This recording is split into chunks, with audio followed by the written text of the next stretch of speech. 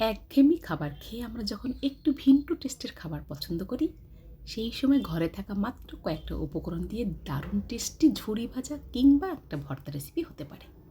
চলুন আজকে কী নাম দেয়া যায় আপনারাই বলবেন। বানানোর পদ্ধতি খুবই সোজা, বাটাবাটির কোনো ঝামেলা নেই।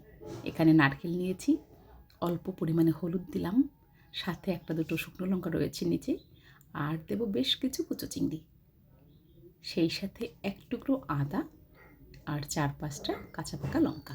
এটা যে যার টেস্ট অনুযায়ী আমরা ঝালটাকে ব্যবহার করব। আরও হয়তো অনেক মশলা ব্যবহার করা যেতে পারে, আমি ঘরে থাকা যা কিছু থাকে সেটা দিয়েই আজকে বানিয়ে ফেলবো।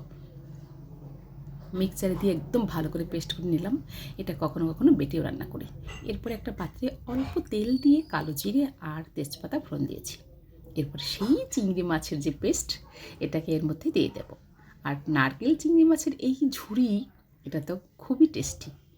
আমি কিন্তু আজকে ঝুরি ভাজা করছি না, আজকে অন্য কিছু বানাবো। আপনারা চাইলে এই উপকরণটা দিয়ে ছোটো ছোটো চপ আকারেও ভেজে খেতে পারেন, খুবই সুস্বাদু। তবে যাদের অ্যাসিডিটি প্রবলেম আছে সেটাকে তারা অ্যাভয়েড করাটাই ভালো। মোটামুটি লাল লাল করে যখন ভাজা হয়ে গেছে, ঘর গন্ধে মোমো করছে নারকেল চিংড়ি ভাজা। আর এদিকে বেশ কিছু পটল ছিল ফ্রিজে। এবার এটা কীভাবে খাবো, হঠাৎ করে মনে হলো একটা ভর্তা বানিয়ে ফেলি বা ঝুরি ভাজা। খোসা ছাড়িয়ে সামান্য নুন আর হলুদ, কয়েকটা কাঁচা লঙ্কা দিয়ে জাস্ট ঢেকে রেখেছিলাম, হালকা ভাপে দিয়েছি যাতে পেস্ট করতে সুবিধা হয়। ইতিমধ্যে এদিকে ঝুরি ভাজাটা হয়ে গেছে প্রায়। এরপরে যে কাজটা করব, পরে হালকা ভাপিয়ে নেওয়া কাঁচা লঙ্কা কিংবা পটল, এটাকে মোটামুটি আধা আধা করে ক্রাশ করে নেব। খুব বেশি পেস্ট করলে কিন্তু লেগে যাবে এবং খেতেও টেস্ট হবে না।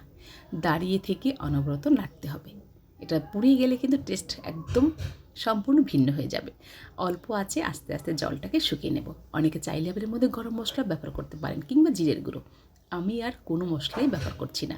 নারকেল চিংড়ি মাছের যে ফ্লেভার, সেটাই আমার খুব ভালো লাগে। নামানোর আগে আর দু একটা উপকরণ যুক্ত করব, যেটা ঘরেই রয়েছে। প্রায় কিন্তু হয়ে গেছে। খুন্তির মধ্যে যখনই এটা উঠে আসবে, বুঝে নেব আমরা এটা হয়ে গেছে।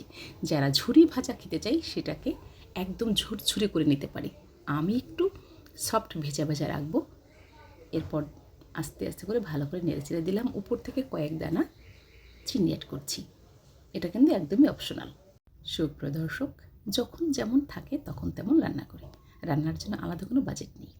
এবারে উপর থেকে ধনেপাতা ছড়িয়ে দিলাম। আর এই ধনেপাতা আমার তো বেশ ভালো লাগে, বিশেষ করে শীতকালে কচি দেখে ছোট ছোট দেশি ধনেপাতা কেনা হয়, তাতে ফ্লেভারটা অসাধারণ এবং খেতেও খুব সুস্বাদু। এবার দেখি বোঝা যাচ্ছে যে এটা কিন্তু মোটামুটি কমপ্লিট। নুনটাকে আমরা একটু টেস্ট করব, প্রয়োজন হলে এখানে নুন অ্যাড করব। সব কিছু একদম পারফেক্ট। এবার এটাকে নামিয়ে গরম গরম ভাত, জাতীয় ভর্তা কিংবা ঝুরি ভাজা ভাতের সাথে খেতে বেশি সুস্বাদু। দেখতেই পেলেন, মাত্র কয়েকটা উপকরণ দিয়ে অসাধারণ টেস্টি একটা খাবার হয়ে গেল। যদি ভালো লাগে মতামত জানাতে পারেন, আপনার পেজে শেয়ার করে রাখতে পারেন। আবারও দেখা হবে নতুন কোনো ভিডিও নিয়ে। সবাই ভালো থাকুন, সুস্থ থাকুন।